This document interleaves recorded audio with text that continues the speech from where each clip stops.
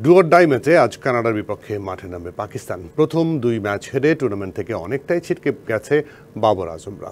যুক্তরাষ্ট্রের কাছে হারলেও আয়ারল্যান্ডের বিপক্ষে জিতে আত্মবিশ্বাসী কানাডা। চাপে থাকা পাকিস্তানকে হারিয়ে দিতে চায় চমক। নিউ ইয়র্কে খেলা শুরু রাত 8:30টায়। বিশ্বকাপের বিদায় ঘণ্টা প্রায় বেজেই গিয়েছে পাকিস্তানের। যুক্তরাষ্ট্রের সাথে নিজেদের উদ্বোধনী ম্যাচে হেরে প্রথম ধাক্কাটা খায় আসরের বর্তমান রানার্স আপ টিম। আর রবিবার ইন্ডিয়ার বিপক্ষে তীরে এসে তরি ডুবিয়েছে তারা। গ্রুপ পর্বে পরপর দুই ম্যাচ হেরে খাদের একবারে কিনারায় বাবর আজমের দল। এবারে মঙ্গলবার কানাডার বিপক্ষে মাঠে নামবে সাবেক চ্যাম্পিয়নরা। আগে একবারই এই দলটার সাথে খেলেছে পাকিস্তান, তাও 2008 সালে। সেবার দাপট দেখিয়েই ম্যাচ জিতে নিয়েছিল পাকিস্তান। এরপর অবশ্য নিজেদের ক্রিকেটকে অনেকটা দূর এগিয়ে নিয়েছে কানাডা। আর সুপার 8-এর স্বপ্ন বাঁচিয়ে রাখতে এই ম্যাচের বড় রান রেটের ব্যবধানে জয়ের বিকল্প নেই রেজওয়ানদের।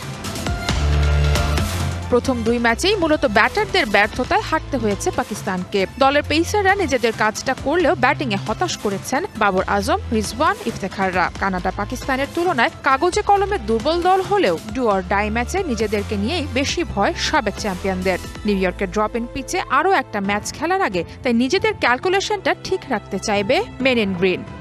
ঢালাইয়ে দৃঢ়তা, নির্মাণে নিশ্চয়তা, প্রিমিয়ার সিমেন্ট, ঢালাইয়ের রাজা।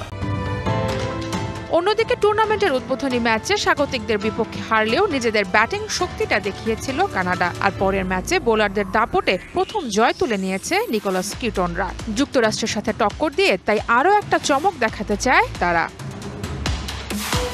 সারা মাহবুব, ডিবিসি নিউজ ডেস্ক।